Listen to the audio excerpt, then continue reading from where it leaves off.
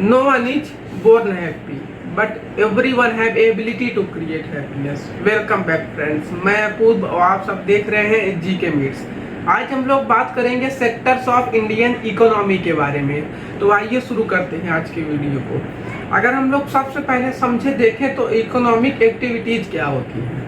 कोई भी एक्टिविटीज जो गुड्स एंड सर्विस को प्रोड्यूस करके इनकम को जनरेट करे, उन सभी एक्टिविटीज को हम लोग इकोनॉमिक एक्टिविटीज कहते हैं। जैसे अगर हम लोग एग्जांपल से समझे तो आपके घर के बगल भी कोई भी गुड्स बन रही है, वो स्मॉल स्केल पे बन रही है। अगर वही चीज हम लोग लार्ज स्केल पे देखें तो कंपनी जो फैक्ट्रीज लार्ज स्केल पे किसी भी चीज का प्रोडक्शन करती हैं, चाहे स्मॉल स्केल पे प्रोडक्शन हो चाहे लार्ज स्केल पे प्रोडक्शन हो के सर्विस कोई कंपनी अगर दे रही है और साथ ही साथ इनकम जनरेट कर रही है, तो उन्हें हम लोग इकोनॉमिक एक्टिविटीज में ऐड करते हैं। अगर हम लोग एग्जाम्पल से समझे तो जैसे आपके घर के बगल कोई कॉटन से मान लीजिए कुछ कपड़ा बना रहा है, तो वो प्रोडक्ट बना रहा, गुड्स बना रहा है और साथ ही साथ वो सर्विस भी दे रहा है। 2-3 लोग उसके यहाँ जॉब करते ही होंगे, चाहे जितनी स्मॉल स्केल पे काम कर रहा है। तो गुड एंड सर्विस को प्रोड्यूस किया और साथ ही साथ वो इनकम को भी जनरेट करेगा, क्योंकि वही कपड़ा जब वो बाजार में ले जाके सेल करेगा तो उससे उसको इनकम मिलेगी। तो गुड एंड सर्विस को प्रोड्यूस करके वो इनकम को जनरेट कर रहा है, तो वो इकोनॉमिक एक्टिविटीज में ऐड है। अगर वही हम लोग फैक्ट्री की बात करें, लार्ज स्केल पे जो फैक्ट्री जो कंपनीज वर्क करती हैं उनकी बात करें तो वो भी गुड्स एंड सर्विस की प्रोड्यूस करती हैं। जैसे मान लीजिए कोई सीमेंट की फैक्ट्री है, तो वो सीमेंट मतलब गुड्स प्रोड्यूस कर रही है और साथ ही साथ वो लेबर्स को और जो उसके यहाँ एम्प्लॉय होंगे वो सर्विस दे रही है। तो गुड्स एंड सर्विस को प्रोड्यूस किया उस कंपनी ने और साथ ही साथ इनकम को भी जनरेट करेगी। और जहाँ गुड्स एंड सर्विस प्रोड्यूस हो रहा है तो 90% वहाँ इनकम जनरेट होगी ही होगी। तो इन सभी एक्टिविटीज को हम लोग इकोनॉमिक एक्टिविटीज में शामिल करते हैं।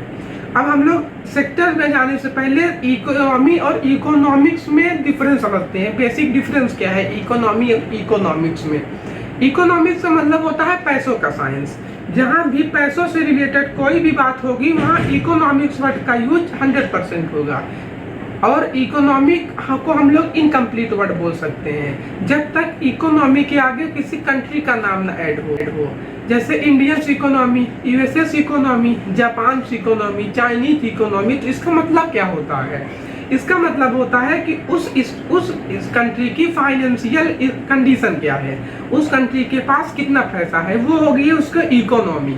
जैसे हम लोग इंडियन इकोनॉमी जब बोलते हैं तो इसका मतलब होता है इंडिया के पास कितना पैसा है, इंडिया की फाइनेंशियल कंडीशन क्या है।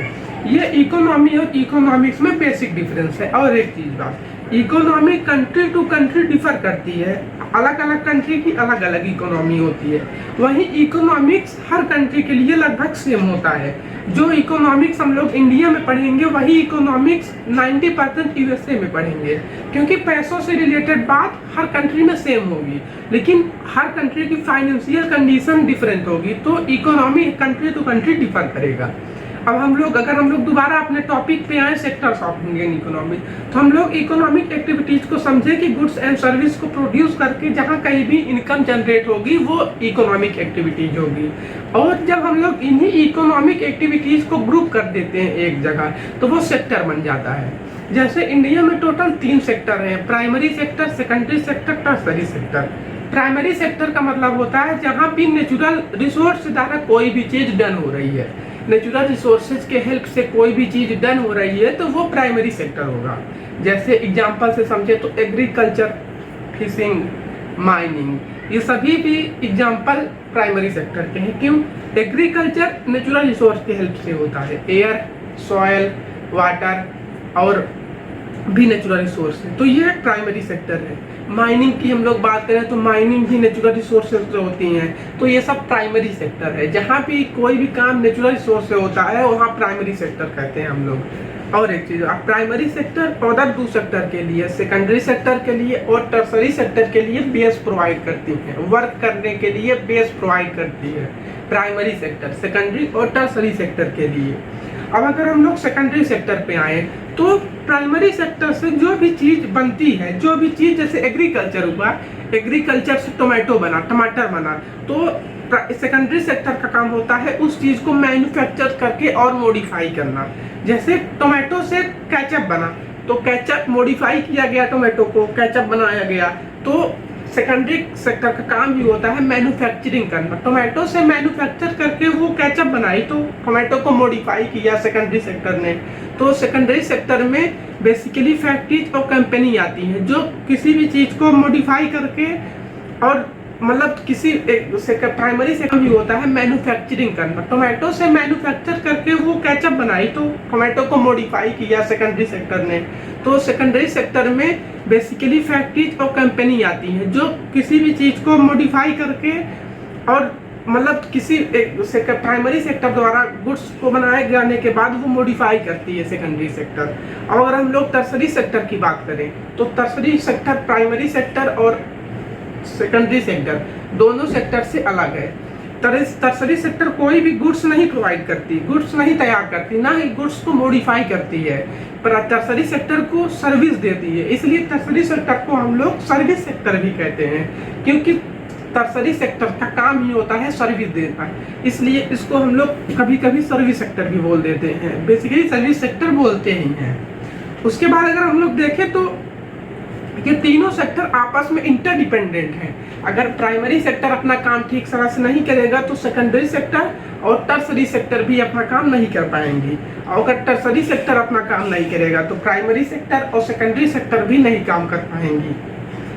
अब अगर हम लोग सेकेंडरी सेक्टर, प्राइमरी सेक्टर और टर्सरी सेक्टर को इंटरलिंक करके एक बात समझें, तो जैसे फार्मर ने टोमेटो प्रोड्यूस किया एग्रीकल्चर के मतलब हेल्प से, तो वो टोमेटो प्रोड्यूस करने को हम लोग प्राइमरी सेक्टर कहेंगे। वही टोमेटो जब केचप बनेगा, कोई भी फैक्ट्री जब उसको केचप में कन्वर्ट करेगी तो वो सेकेंडरी सेक्टर में आएगी। क्यों? क्योंकि वो चीज़ को मॉडिफाई करके केचप बना रही है।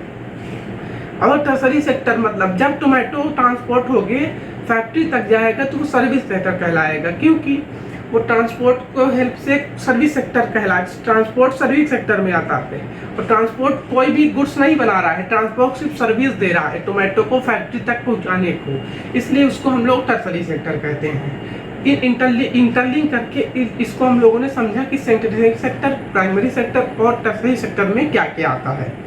अब अगर हम लोग एम्प्लॉयमेंट की बात करें तो तीनों सेक्टर में सबसे ज़्यादा एम्प्लॉयमेंट कौन देता है?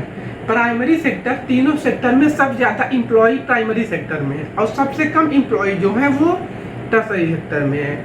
और अगर हम लोग जीडीपी की बात करें तो पूरे कंट्री की जीडीपी में सबसे ज़्यादा कंट्रीब्यूशन टर्सरी सेक्टर का होता है, सर्विस सेक्टर का होता है।